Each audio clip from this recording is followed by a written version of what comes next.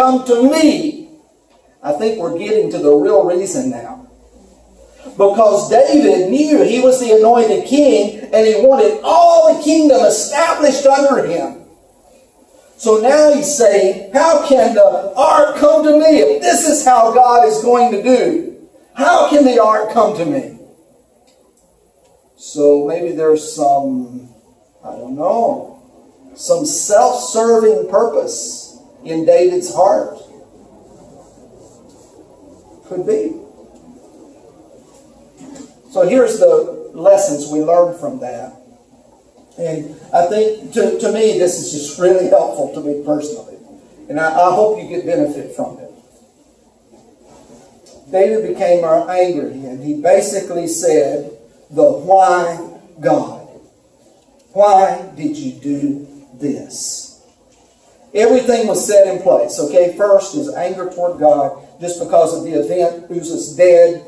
This is maybe he was the one that told them to move it, so it's coming back on David. But Uzzah dies, and is he angry toward Uzzah because he didn't do things just right? I don't know. Toward God, toward someone else, or toward himself.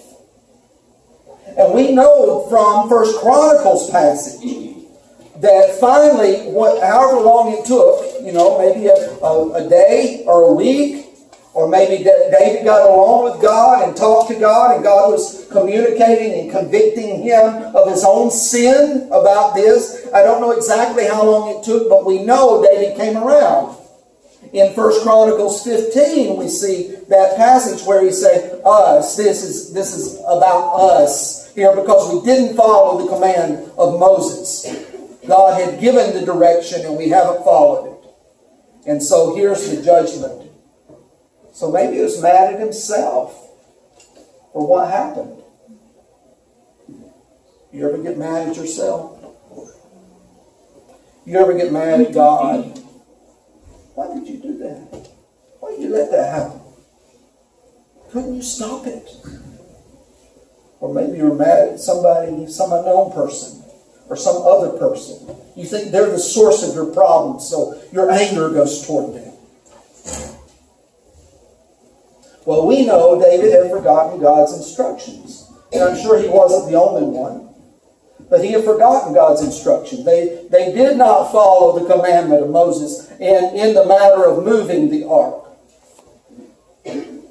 He had forgotten, and this was a big emphasis last week, the holiness of God. God in his wrath judges. That's the truth in the Bible. And we have to bring that up today, because so little is said about God in wrath judging. Okay? So it's necessary.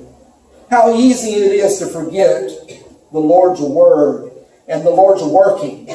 It's easy to forget.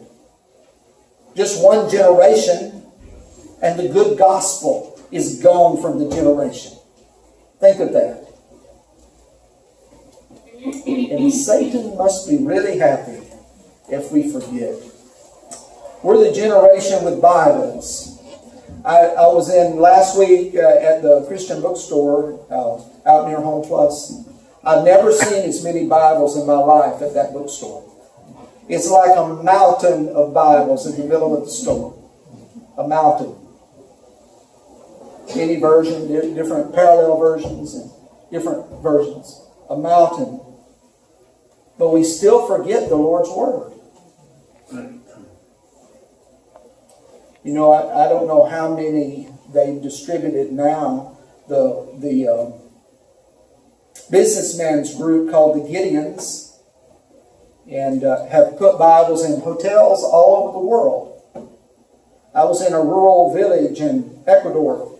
We stayed in a little hotel in a town called Otavalo. It was just a very dusty town with an open market. And we found the hotel, went in, opened the drawer, and there's God's Word. Wow. Not the ends of the earth. You know, the ends of the earth are somewhere down at Mopo. I don't know if you've ever been there. But if you go down to Mopo, to the harbor, there's a sign, the ends of the earth, and supposedly they have dinosaur tracks down there. Have you ever seen those? If you haven't, you should go to Mokpo. You should go visit some places in Korea. Yeah. It's a great country. I love it. There's so many things you can see and wonderful things to see. But they call it the end of the earth. Ends of the earth. Satan's happy if we forget God's word, God's truth. Let me ask you this. With whom are you angry? Who is it you're angry with? Well, you know, the ladies, I got an idea of what you tell me. It's that man. You're really angry with him. Even though at one time you said God gave him to me. Right? Maybe God gave him to you for you to correct. Right? You're angry. Men, I know what you think sometimes. That woman. Right. Maybe you're angry with her. But at one time you were convinced God gave her to you. Maybe it's that person, that person you have to deal with every day. Might be somebody over you in your employment, or somebody under you in your employment. And they give you a hard time and you're angry with them. Who is it you're angry with? How many of you have done military service? Raise your hand if you've done military service. Everybody, Korean and American both. Yeah. Right. God bless you. Yeah. But I bet you got angry at some of those guys that were over you in military service. You wonder why they were doing what they were requiring of you. Why they were abusing you or some of your friends. You wondered about all of that. Anger. It's maybe a certain person you've had to deal with. Or maybe you're angry at yourself and you just don't even realize it. You failed so many times you don't know how you can change. And so you become in the cycle angry at yourself. I don't know, David. David failed a lot of times, right? We saw it. It was a pattern in his life. Over and over again. This is just one of the examples here. It's serious. It's a serious thing to ignore. Let me talk about that first. To ignore God's holiness. It's a very serious thing. To understand God's holiness in its true sense, we have to look at the cross. We can look in the Old Testament, the earth opens up and swallows up people, and we can look in the Old Testament, fire falling from heaven, and it's a boom, destroying the cities, and we're like, yes, that should have happened.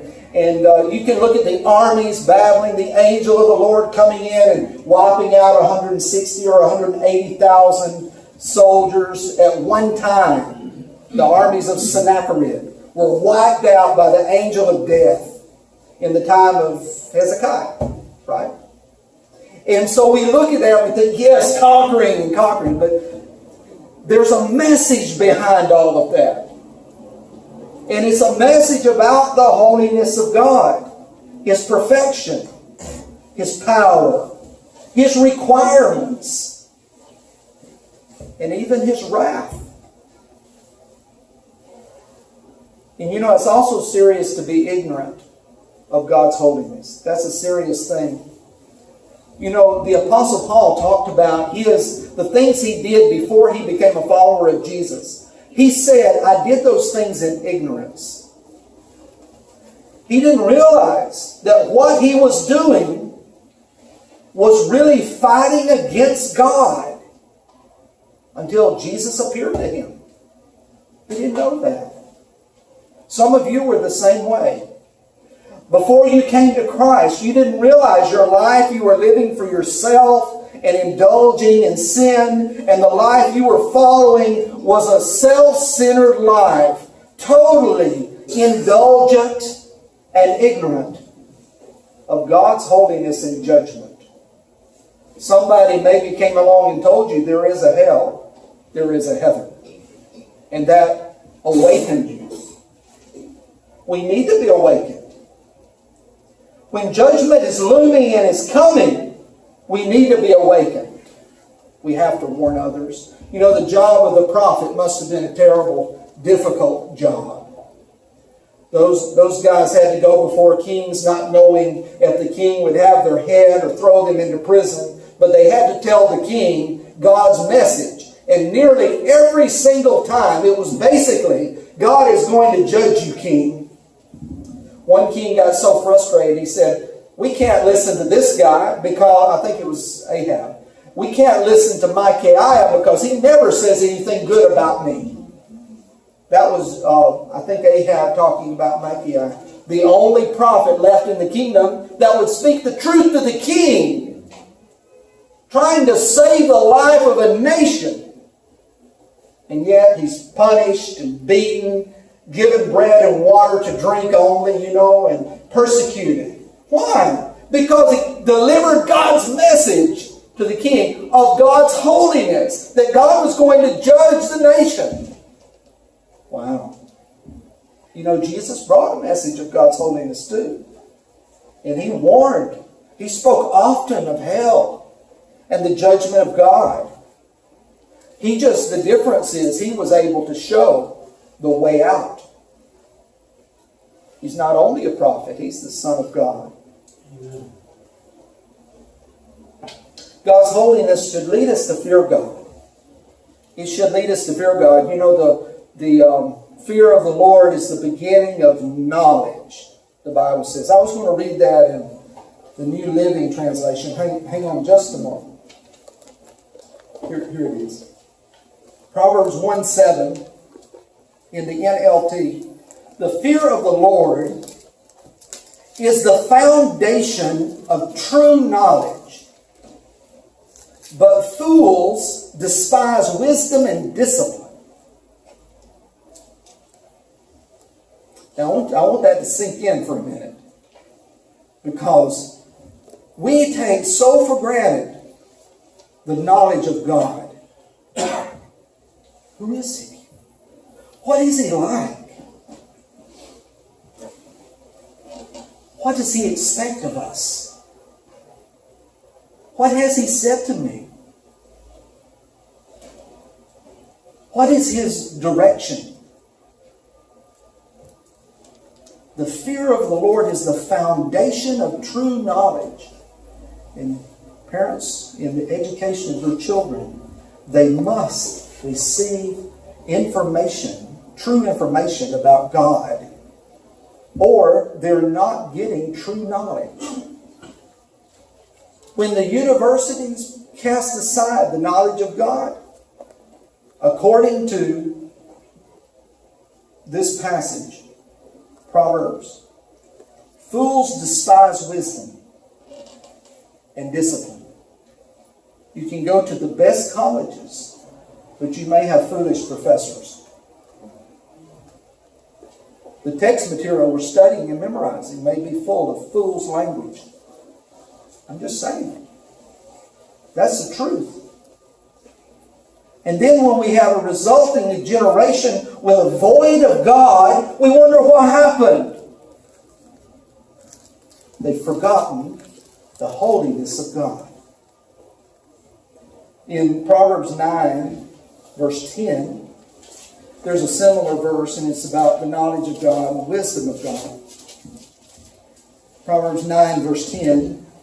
The fear of the Lord is the foundation of wisdom. That's almost the same, except it says wisdom. And in chapter 1:7, it's knowledge. But here's the phrase I want you to get. Knowledge of the Holy One results in good judgment. Well, we know who the Holy One is. So it comes back to the holiness of God. Knowledge of the Holy One results in good judgment.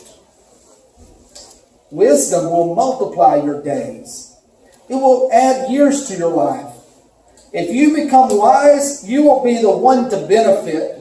If you scorn wisdom, you will be the one to suffer. Now, in the case of Uzzah, he suffered. David went on to say it was us, that they all suffered. because of it. In 1 Chronicles 15. Thirdly, we have to approach God based on His way and not on our own ideas. We have to approach God because we know He's holy, and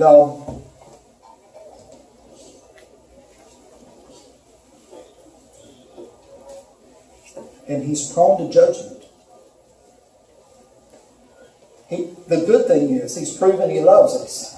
He's revealed Himself, because we wouldn't have known, why are these things happening, unless God had revealed Himself to us. And He sent His Son into the world to reveal the attribute of love to us, of God. We have to approach God based on His way, not on our own ideas.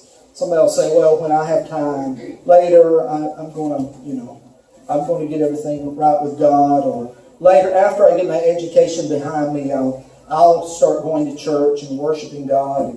And after I get, excuse after excuse after excuse, trying to approach God on our own terms rather than on God's terms is dangerous.